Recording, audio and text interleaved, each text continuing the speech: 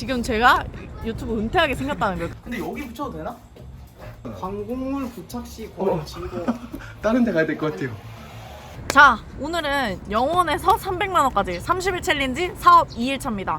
어제 우리가 사업 아이템에 대해서 얘기를 했는데 사업 아이템이 지금 두 가지가 있었거든요. 청소업체랑 우리가 간판 및 현수막 업체 이렇게 두 가지를 옵션으로 두고 과연 이 두 가지 중에 장단점을 좀 자료조사한 걸 바탕으로 장단점을 분석을 해서 오늘 어떤 사업을 할지를 좀 정하는 과정을 할 수 있도록 하겠습니다. 그럼 지금 민성님이 청소업체였고 대환님이 그 다음에 간판 및 현수막 업체였으니까 각각 자료 조사한 걸 우리 한번 들어볼까요? 우선 어제 간판에 대해서 찾아보기로 하고 나서 가격대가 이제 좀 다양하게 있었는데 돌출형 간판이라 해서 밖으로 좀 튀어나온 간판들 있잖아요. 네네. 그런 것들이 한 30만원에서 60만원까지 견적이 형성이 돼 있었고 네. 그래서 이 간판들에 대해서 어떻게 마케팅을 하고 마진을 붙일 수 있을지 생각을 해보니까 예를 들어서 평균 간판이 한 70만원 정도라고 했을 때 네. 견적이 가장 싼 업체를 찾아서 네. 예를 들어서 이 간판에 똑같은 간판인데 70만원에서 90만원까지 견적을 10군데에서 보내줬다. 네. 그래서 가장 싼 군데가 70만원이라고 하면은 네. 저희는 거기다가 마진을 한 15% 20% 붙여서 한 90만원 정도에 판매를 하는 거죠. 네. 그래서 90만원씩 팔았을 때 실제로 원가가 70만원 정도 하니까 거기서 이제 생기는 마진 구조가 하나 설치했을 때 20만원 정도가 되고 블로그 마케팅을 하고 네이버 스마트 스토어나 플레이스 광고를 해서 마케팅을 했을 때 20만원씩 15개만 설치를 해도 300만원 정도의 순수익을 벌 수가 있다. 그리고 장점이 저희가 따로 이제 움직이거나 하지 않고 블로그 마케팅만을 통해서도 충분히 그 정도의 마진 구조를 생성을 할 수가 있고 간판 종류 자체가 다양하니까 이 간판들에 대해서 정확한 그런 제품의 가격이 나와 있지는 않더라고요. 그래서 어느 정도 정말 가장 싼 업체를 찾아서 거기서 마진 구조를 생성을 해서 설명만 잘 드리면은 고객도 만족하면서 저희도 확장성 좋은 사업이라고 사업을 할 수 있지 않을까라는 생각이 좀 들었어요. 일단은 네. 아이씨 이렇게 조사하면 안 됩니다. 네, 봐봐요. 네. 일단은 우리는 두 번을 거쳐서 오는 거예요. 보통 간판 업체들 구조 자체가 공장이 있고 그 간판 제조하는 공장이 있고 그 다음 자기네들이 이 공장하고 컨택을 해서 디자인과 그 다음 마케팅을 맡아서 이 공장에서 자기 마진을 붙이고 그 다음에 소비자한테 납품하는 형태인데 일단 우리는 여기서 한 번 더 가겠다는 거잖아요. 그쵸? 공장이 있고 그 다음에 이 공장에서 마케팅하고 있는 그 간판 업체가 있고 이 간판 업체 최저 업체를 조사한 다음에 여기서 또 우리가 뒤에 붙는 거잖아요. 그럼 일단은 여기서 받을 수 있는 마진 구조는 너무 작다 라는 게 일단 첫 번째고 일단 그거 자체도 지금 말씀하신 것 자체가 되게 이상적인 구조예요. 왜냐면 봐봐요. 일단 최저 업체가 보통 간판들은 다 견적 기반으로 해요. 그쵸? 견적 기반으로 하는데 그러면 우리가 예를 들면 A라는 최저 업체 간판 업체를 알았어요? 그럼 A 업체가 우리 손님한테 가서 견적을 뽑아야 되는 거 아니에요? 그렇죠. 그렇잖아요. 그러면 우리를 버리고 이렇게 계약할 수 있을 가능성이 있잖아요. 그쵸? 손님한테 다이렉트로. 왜냐면은 우리가 지금 견적을 못 뽑는 거니까. 그렇죠. 그쵸? 그러니까 그게 애초에 지금 일단 말이 안 된다는 거예요. 그리고 그거에 대해서 좀 더 자세히 말씀을 드리자면 마진이 20만 원 아까 말씀을 하셨는데 20만 원이면 15개의 업체를 해야 되는 거잖아요. 근데 15개의 업체만 하면 된다고 했지만 30일 동안에 15개의 업체를 컨택한다는 건 사실 쉬운 일은 아니거든요. 15개의 업체를 계약한다는 건. 왜냐면 간판 같은 경우도 간판이 예를 들면 고객이 우리한테 견적 문의를 넣어요. 그럼 우리가 견적을 가는 날도 있고 그 다음 견적하고 나서 우리도 또 A 업체한테 주는 날도 있을 거 아니에요. 그럼 그런 날짜를 다 따져봤을 때 한 달 동안 15개의 업체를 한다는 건 너무 힘든 일이에요. 그렇기 때문에 그게 현실적으로 불가능하다는 거죠. 그러니까 마진 구조가 이렇게 낮으면 안 되고 애초에 그 공장을 알아서 그 A 업체 최저 업체 말고 그 최저 업체 더 전 단계의 공장을 알아서 그 공장하고 컨택을 우리가 해야지만 사실상 되는 거고 그 다음에 두 번째로 우리를 빼고 그 A 최저 업체가 손님하고 다이렉트로 연결이 됐을 때 우리가 그냥 팽당할 가능성이 높다. 그렇기 때문에 애초에 그건 현실적으로 불가능한 얘기예요. 제가 말씀드린 자료조사라고 하면 그 공장을 찾아보라는 거였어요.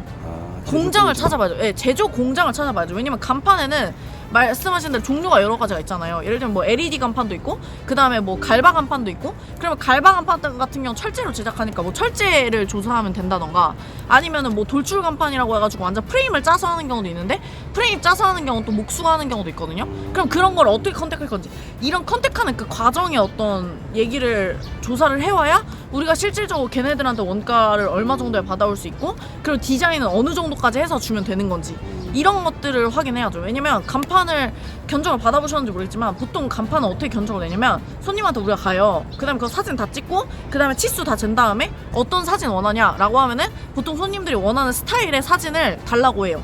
그럼 그거를 가지고 우리가 대충 손으로 뭐 디자인을 한 다음에 그거를 가지고 우리가 공장에 의뢰를 해서 그 공장에다 컨택을 다 한 다음에 이게 정확하게 견적이 얼마 정도 나오는지 확인한 다음에 거기다 마진을 붙여서 고객한테 안내하는 구조예요. 바로 그날 즉시 견적 얼마입니다 이렇게 나오는 경우는 없거든요, 어차피. 그렇기 때문에 그 공장을 확인해서 그 업무 절차를 알아내야지만 우리가 실제로 그걸 할 수 있느냐 이런 게 나오는 건데, 지금 사실 이런 얘기만 들어가지고는 알 수 있는 게 전혀 없는 거죠. 제가 생각하고 찾아봤던 거는 네. 예를 들어서 승고나 여러 가지 간판 업체들을 모아놓고 견적을 뽑아주는 그런 사이트에 들어가서 그 중에서 가장 싼 곳이랑 비싼 곳의 차이를 생각을 해서 그 정도의 마진을 붙여가지고 저는 수익을 창출하려 했던 건데, 인터넷으로 찾아볼 때 네. 그냥 업체라고 하는 것도 있는데, 저희는 제작부터 인테리어 그런 디자인까지 전부 다 한 번에 다이렉트로 진행하는 곳입니다 라고 해놓고 홍보를 하는 곳들도 있더라고요. 네. 그러면은 그러면은, 그런 곳도 제가 봤을 때는 공장인 건지 업체인 건지는 전화를 해서 저희가 간판 업체인데 그 혹시 공장 맞으시냐 이렇게 해서 확인을 받아가지고, 공장 업체면은 그냥 걸러버리고, 간판이라는 거 어차피 시장가라는 게 딱 정해진 게 없어요. 왜냐면은 모든 그 어떤 가게 환경마다 간판을 어떻게 달지에 따라 다르기 때문에 사실 지금 전화해가지고 간판 이런 건 얼만가요? 이렇게 물어보는 게 사실 의미가 없는 거인 거죠. 그리고 공장 중에는 가끔 막 보증금 같은 거 내라는 공장도 있을 수 있거든요. 그러면 뭐 그런 보증금이 정말 필요한 건지, 그러면 보증금이 필요한 게 그 시장들의 어떤 약속인 건지, 이 공장이 좀 이상해서 우리한테 보증금을 내라고 하는 건지, 이런 것도 확인을 해보려면은 여러 공장을 컨택을 해가지고 확인을 해서 이 우리가 진짜 보증금을 낼 만큼 괜찮은 공장인 건지 그런 것도 확인을 해봐야 되는 거기 때문에, 사실 그런 부분들이 다 확인을 한 다음에 별로라는 생각이 들면은 간판을 네. 안 하는 형태로 할 수 있지 않나. 네. 그리고 간판 공장을 파악하기 전에 간판 공장을 알기 위해서는 보통 공장들은 다 재료 베이스로 가요. 그러니까 철제면 철제 공장만 하고 LED면 LED만 하고 이런 식으로 보통 하거든요. 왜냐면 공장이라는 것 자체가 대량 생산을 해야 되는데 철제도 하고 LED도 하고 막 이렇게까지 하는 대규모 공장들이 제가 알기로는 많지 않은 걸로 알고 있어요. 그러면 우리가 간판 종류 여러 가지를 할 거면 여러 가지의 공장들을 다 알고 있어야 되는 거고, 그러려면은 공장 컨택하기 전에 뭘 알아야 되냐면 간판의 재료를 알아야죠. 간판 종류가 여러 개가 있잖아요. 그럼 간판 여러 개의 종류마다 재료가 뭐가 필요한지를 리스트업을 싹 다 한 다음에 그 공장을 소개를 받아야죠. 그런 식으로 해서 뭐 아시는 공장 사장님한테 철제 공장 컨택하고 싶은데 소개 좀 시켜달라고 하던가, 이런 식으로 가서 그렇게 가야죠. 네. 우리 목표는 한 달에 진짜 300만 원을 벌어야 되는 건데 지금 벌써 이틀째잖아요. 그렇죠. 네, 벌써 그러면은 우리가 마케팅하고 뭐 하고 하면은 벌써 한 2주부터 이제 마케팅을 시작해서 고객 문의를 받는 건데, 과연 300만 원을 받을 수 있을 것이냐. 지금 생각해봤을 때 빨리 그게 자료 조사가 돼야 된다. 내일까지 밤을 새서라도 해오셔야 됩니다. 자료 조사 한 거 맞아요? 다시 정리할게요. 첫 번째는 간판 종류를 리스트업하고, 그 다음에 두 번째는 간판 종류마다 필요한 재료를 리스트업하고, 세 번째는 그 재료 공장을 리스트업해야죠. 전화를 돌려봐야 정확하게 답을 알 수 있죠. 이것도 저의 가설이에요. 지금 제가 말한 게 정답이라는 게 아니고 이게 실제로 맞는지 아닌지는 전화를 해서 우리가 이제 확인을 해보는 절차를 거쳐야죠. 알겠습니다. 네, 내일까지 다시 한번 확인해 주시고, 그리고 현수막도 같이 알아보세요. 우리가 간판과 현수막이었잖아요. 현수막도 같이 확인해서 간판을 연락했을 때 혹시 현수막도 같이 공장 제작을 하시는지, 이런 부분들에 대해서도 여부를 확인을 해보셔야겠죠. 참고로 간판하는 업체들 중에서 현수막과 시트지까지 많이 하더라고요. 왜냐면 간판을 하면 외부의 유리 때문에 시트지를 많이 하더라고요. 그러니까 그런 시트지하고 현수막도 같이 제작이 가능한지에 대한 공장까지도 확인을 해봐야죠. 왜냐면 그게 제가 봤을 때는 플러스 알파적인 수입이 될 수 있거든요. 그러면은 한 두 개, 세 개만 계약을 해도 사실 우리가 월 순수익 300만 원은 충분히 달성할 수도 있으니까 그걸 먼저 확인해 보시는 게 좋을 것 같아요. 네. 네, 그러면 청소업체는 어땠죠, 민성님? 결론 내린 바로는 일단 전기 청소는 안 하고 건 바이 건으로 받는 청소업체를 하기로 했잖아요, 일단. 네. 그래서 일단 청소업체에 대해서 알아봤는데 청소업체는 두 가지가 있어요. 일단 크게 사무실과 주거 청소 이렇게 두 가지인데, 근데 저는 사무실 청소는 일단 별로라고 생각했어요. 저희한테 맞지 않다고. 왜냐면 일단 낮에 직장인들이 일하고 있는데 할 수는 없잖아요. 그러니까 출근 전에 와서 청소를 하거나 그래야 되는데, 부업으로 솔직히 다 직장이 다니고 있을 텐데 새벽 4시부터 일어나서 청소를 할 수가 없다고 생각했어요, 일단. 그래서 맞지 않다고 생각했고, 사무실이라 하면 보통 좀 큰 경우가 많을 거 아니에요. 혼자서 다 하긴 무리가 있는데 저희가 지금 2명 청소를 2명에서밖에 할 수가 없잖아요. 근데 저희는 또 이게 본업도 있는데 이것까지 할 시간이 안 된다. 여튼 여러 가지 이유가 많지만 이 큰 두 가지 이유에서 사무실 청소는 제꼈어요. 네. 그럼 이제 주거 청소가 남는데, 네. 주거도 똑같이 두 가지로 나눌 수 있다고 생각해요. 큰 곳과 작은 곳, 그러니까 원룸이냐 아파트냐 이렇게 두 가지로 나눌 수 있다고 생각하는데, 가족이 보통 생활을 할 거니까 사람 수가 많으니까 오염도가 더 커질 수밖에 없어요. 그래서 보통 아파트를 청소하는 곳은 약품이나 어떤 기계를 좀 많이 쓰고 오히려 그거를 마케팅 요소로 쓰더라고요. 다른 곳은 막 대충 하는데 우리는 이런 기계가 있다. 근데 저희는 사실 처음 빨리 300만 원 벌어야 되는데 그 기계랑 사용법도 모르고 노하우도 떨어지고 시간도 떨어지고 2명이잖아요. 그럼 이것도 할 수가 없다고 생각해서 아파트도 제꼈어요. 그러면 이제 남는 건 소형 가구 원룸 투룸 해야 된다고 생각했어요. 네. 제일 수요가 많은 게 원룸 투룸 입주 청소더라고요. 원룸 투룸의 입주 청소 아니면은 상관없이 다 입주 청소? 상관없이 입주 청소가 제일 많은데, 네. 저희는 이제 그 중에서도 원룸 투룸을 원룸 위주로 투룸을 할 거니까 이제 원룸 투룸 입주 청소를. 그래서 원룸 투룸 입주 청소는 일단 가격은 평당 10,000원 정도로 치더라고요. 그럼 원룸이 보통 7평 정도 되더라고요. 7, 8평 정도. 네. 그러면 7, 8만 원이 될 거라고 생각했고, 네. 지금부터 30일 동안 다 받아도 매일 하루에 한 개씩 받아도 3, 8, 24, 240만 원, 매출이 249만 원밖에 안 돼요.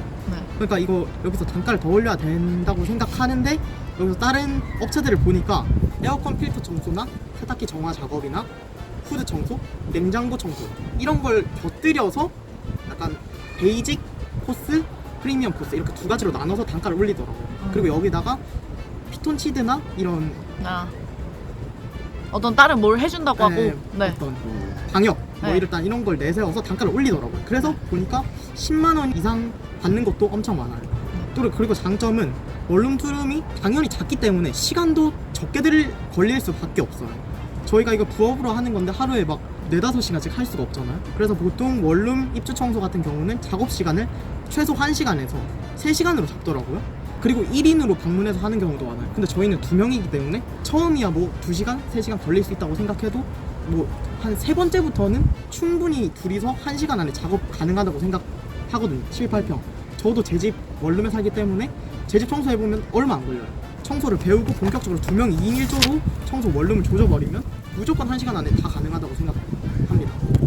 그리고 또 두 번째가 원룸 입주 청소 같은 경우는 전문적인 약품이나 도구가 많이 필요하지 않아요. 그렇기 때문에 저희가 이동을 할 때 이제 빗자루나 약품 이런 걸 충분히 그것도 2명이니까 뭐 가방이나 이런 걸 메고 택시를 타고라도 갈 수 있다고 생각해서 접근도 엄청 용이하다고 생각하고, 제가 목표하는 건 일단 작업 시간은 1시간 정도에 단가는 이상적으로라면 최대 15만 원을 받고, 그리고 2인 1조로 작업해서 30일 하면 450만 원 뭐 이런 식으로 생각을 했습니다. 일단은 전 두 가지로 피드백을 드릴 수 있는데, 네. 첫 번째는 문제는 원룸 청소가 그럼 한 번에 하는 게 15만 원을 받아요. 그럼 여기에는 이제 크게 두 가지 문제가 있어요. 첫 번째는 그러면 그 원룸이 월세가 제가 봤을 때 아무리 비싸도 뭐 50만 원, 60만 원 돈일 텐데 50만 원, 60만 원에 사는 사람이 과연 이 15만 원을 낼 것이냐, 입주 청소로. 제가 봤을 때는 원룸에 살고 있는 사람 중에서 입주 청소를 하는 사람은 극히 드물 수 있다.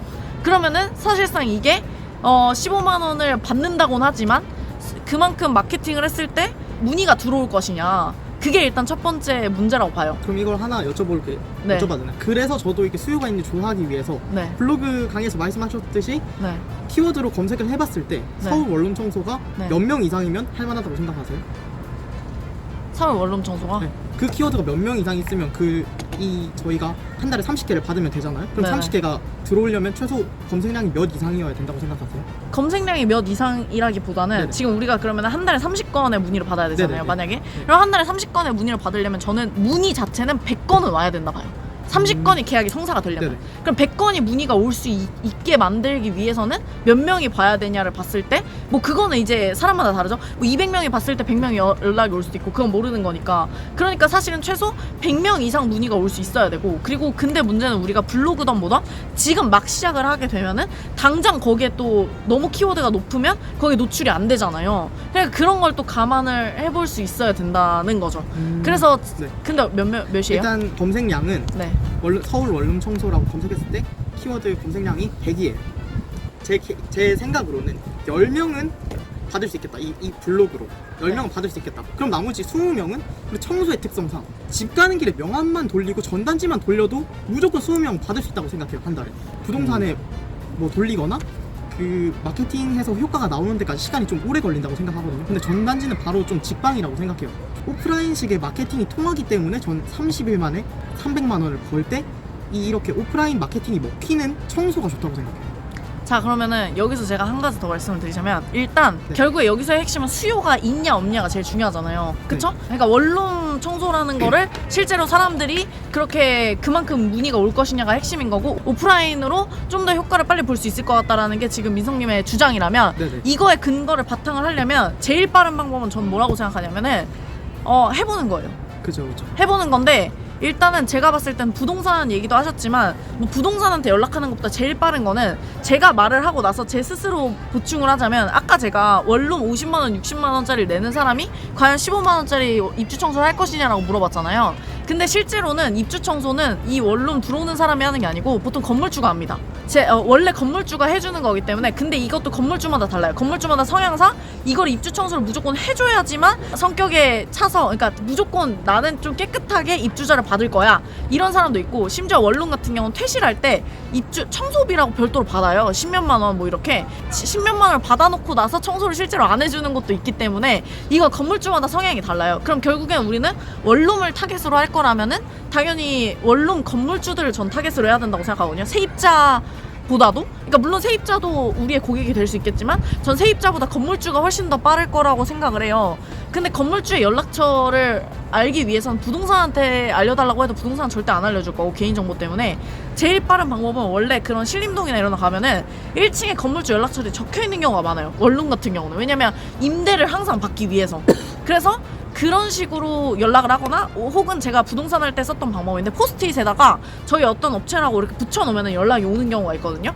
그래서 제가 봤을 때는 그런 식으로 붙여봐서 문의가 오는지를 확인해보는 게 민성님의 역할일 것 같은데. 맞는 것 같습니다. 일단 원룸 청소 같은 경우는 이렇게 뿌려보고 수요가 있는지 확인하고 그 다음에 해본다, 이거죠? 네네. 그죠?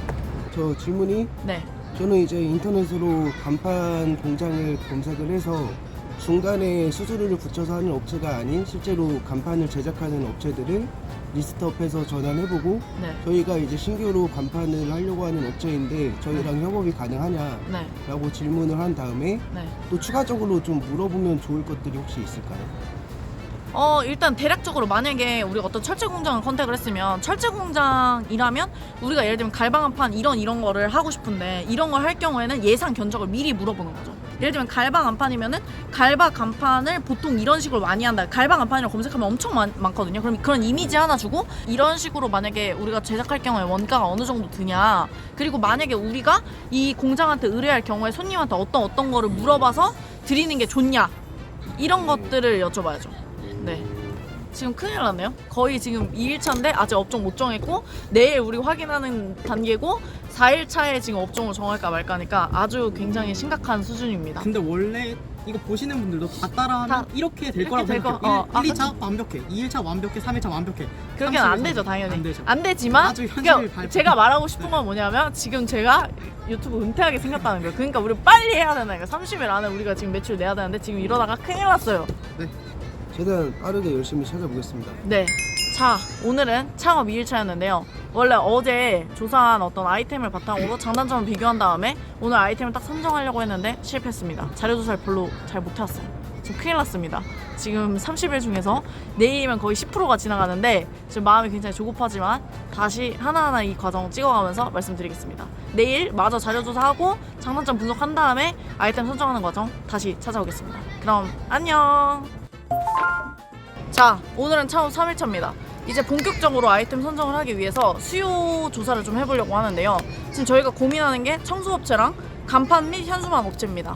일단 청소업체 같은 경우는 그냥 전단지를 일단 뿌려보려고요. 전단지를 뿌려보고 문의가 얼마나 오는지를 본 다음에 그 다음에 이걸 진짜 할지 말지 생각할 예정이고, 그 다음에 우리가 간판 및 현수막 업체 같은 경우는 간판 일단 견적을 내서 보통 시장가가 지금 얼마인지를 알아봐야 되거든요. 그리고 저희가 공장 같은 경우도 컨택을 해서 원가는 얼마에 받아올 수 있는지 이걸 지금 확인할 예정입니다.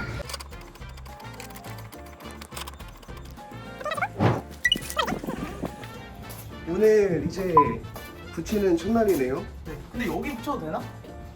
광곡물 부착 시 진공. 다른 데 가야 될 것 같아요. 야 이게